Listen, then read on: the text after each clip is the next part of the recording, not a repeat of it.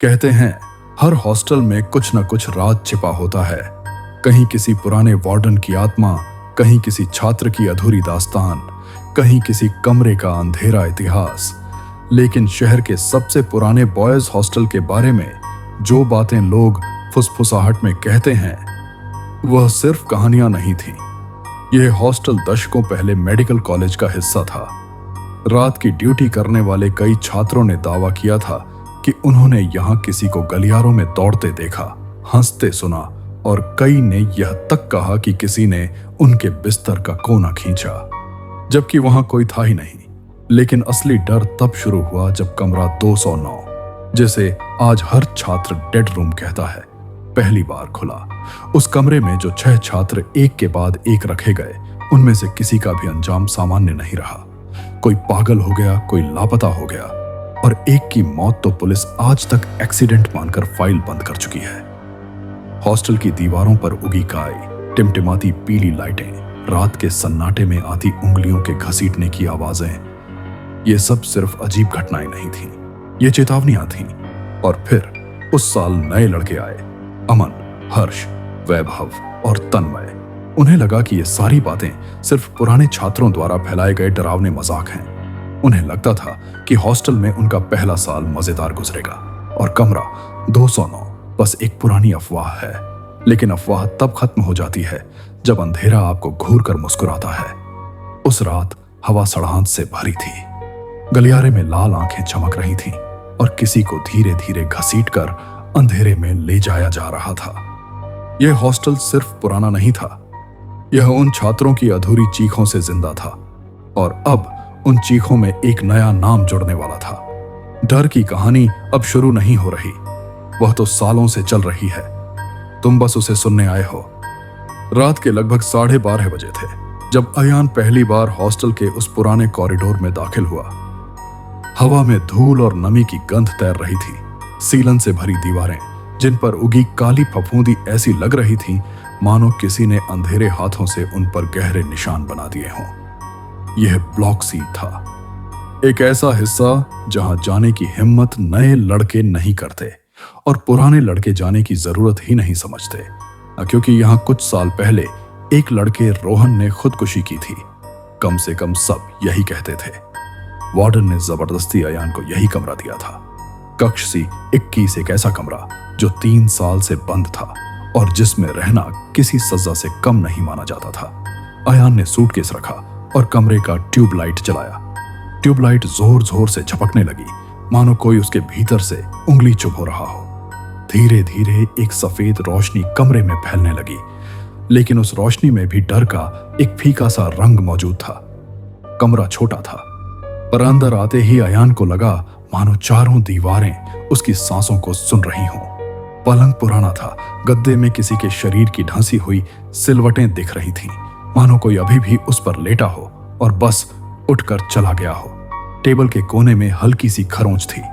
अयान ने उंगली फेरी और देखा, खरोंच कुछ आकृति जैसी है, 3 उंगलियों के निशान, मानो किसी ने बहुत जोर से दबाकर खुरचा हो। उसने ध्यान हटाया और सामान रखने लगा, लेकिन तभी उसे पीछे से आवाज आई, थक थक थक। कमरे के अंदर कोई नहीं था। आवाज दीवार के पीछे से आई थी, साफ, अलग, तालबद्ध और बेहद ठंडी। अयान ने सोचा शायद पुराने कमरे में चूहे या पाइप का शोर होगा। वह नहाने चला गया, लेकिन जब वह वापस आया उसने देखा उसके पलंग पर बैठा हुआ कोई साया एकदम स्थिर, जैसे कोई झुककर बैठा हो। अयान एक पल के लिए जम गया, दिल तेजी से धड़कने लगा। ट्यूबलाइट फिर से झपकने लगी।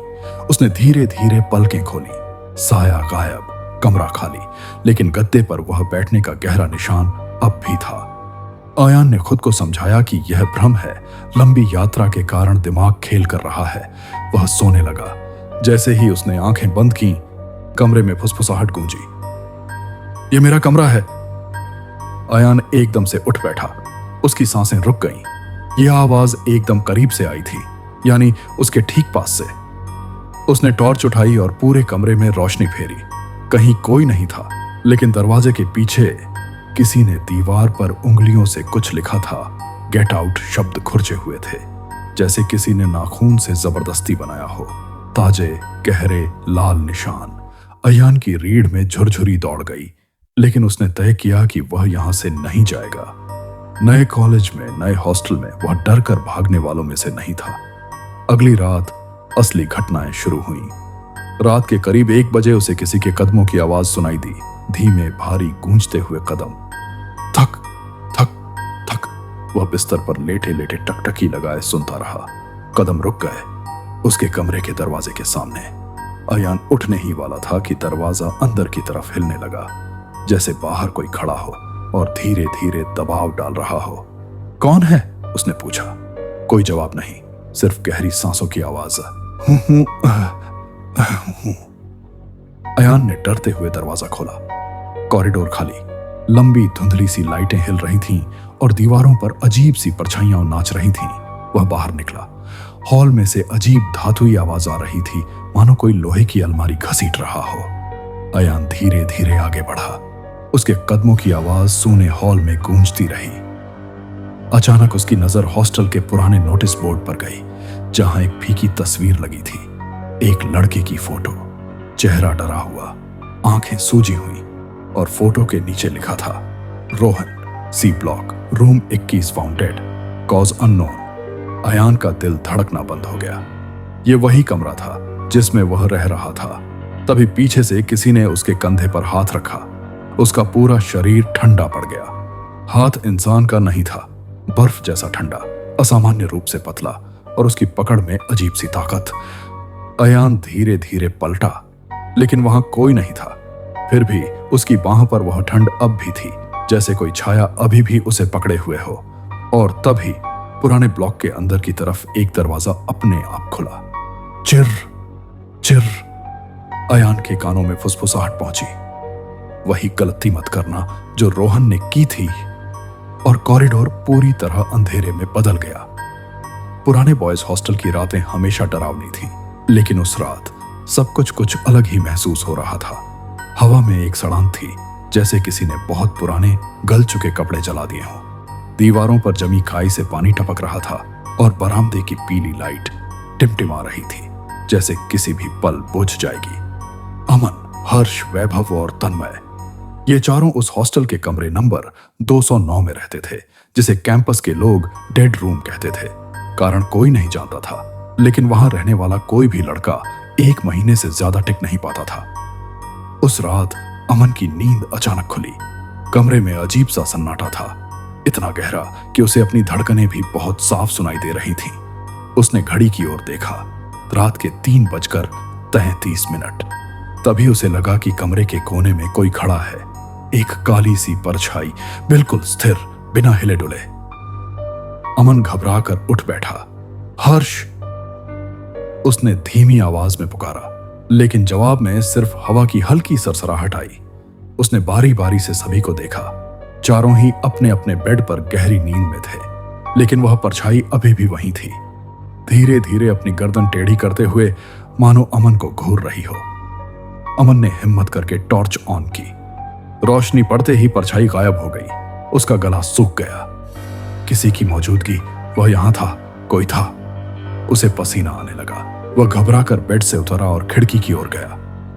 बाहर घना अंधेरा था, लेकिन तभी पीछे से किसी के सरकने की आवाज आई, जैसे कोई जमीन पर रेंग रहा हो। अमन ने टॉर्च घुमाई और देखा, हर्ष का बेड खाली था। जहां हर्ष सोया था, वहां चादर नीचे फर्श पर पड़ी थी, और फर्श पर उंगलियों के गहरे निशान थे, जैसे किसी ने घसीट कर उसे बाहर ले जाया हो। अमन की सांस अटक गई। हर्ष, हर्ष कहां गया? हंगामा सुनकर बाकी दोनों, वैभव और तन्मय, भी उठ गए। क्या हुआ? किसी ने हर्ष को घसीट कर ले गया है, अमन हकलाते हुए बोला। तीनों बाहर भागे। कॉरिडोर अंधेरा था। टॉर्च की रोशनी में काली दीवारें किसी जानवर की तरह दिख रही थीं। अचानक कॉरिडोर के आखिर में लाल आंखें चमकी। 2 नहीं, 4 नहीं, कई, जैसे एक पूरी भीड़ अंधेरे में खड़ी हो। उन आंखों के नीचे एक आवाज आई, खर्र खर्र खर्र, किसी के हंसने जैसी, पर इंसान की नहीं। अमन ने डर से लड़खड़ाते हुए पूछा, कौन है? हर्ष कहां है? अचानक उन लाल आंखों में से एक आकृति आगे बढ़ी, एक दुबला पतला लंबा चौड़ा झुका हुआ लड़का जिसकी हड्डियां त्वचा से बाहर निकली हुई थीं, मुंह टेढ़ा, आंखें गड्ढों में धंसी और गला आधा कटा हुआ। तन्मय ने उसे देखा और चिल्ला उठा, ये हर्ष है। पर वह हर्ष नहीं था, वह कुछ और था, कुछ ऐसा जो इंसान के शरीर में फंसा हुआ था। वह क्रीचर लड़कों की ओर बढ़ा और उसके साथ कॉरिडोर की सारी लाल आंखें उनकी तरफ आने लगीं। अमन कांपते हुए बोला, भागो। तीनों कमरे की ओर दौड़े, मगर पीछे से दहाड़ जैसी आवाज आई, जैसे पूरा हॉस्टल कराह रहा हो। कमरे का दरवाजा अपने आप बंद हो गया और लॉक घूमकर चटक गया। अब वे अंदर फंस चुके थे। कमरे के बाहर से फर्श पर उंगलियों को घसीटते हुए सरकने की आवाजें आ रही थीं, आवाजें करीब और करीब, दरवाजे के ठीक बाहर। फिर किसी ने दरवाजे को हल्के से खटखटाया, 1, 2, 3 बार, और फिर बाहर से हर्ष की आवाज आई, दरवाजा खोलो, बहुत अंधेरा है। लेकिन वह आवाज मानव नहीं थी। तीनों अंदर सिमट गए। बाहर हॉस्टल की अंधेरी गलियों में कई आवाजें गूंजने लगीं, रोने की, चीखने की, लड़कों को पुकारने की, जैसे इस जगह में मर चुके सारे छात्र वापस आ गए हों। और तभी कमरे की लाइट अचानक झपकी और पूरे कमरे में काला धुआं भरने लगा, धीरे धीरे उन्हें घेरते हुए। और फिर एक चेहरा सामने आया जो इस हॉस्टल का असली मालिक था। एक ऐसा मालिक जो मरकर भी यहां से नहीं गया।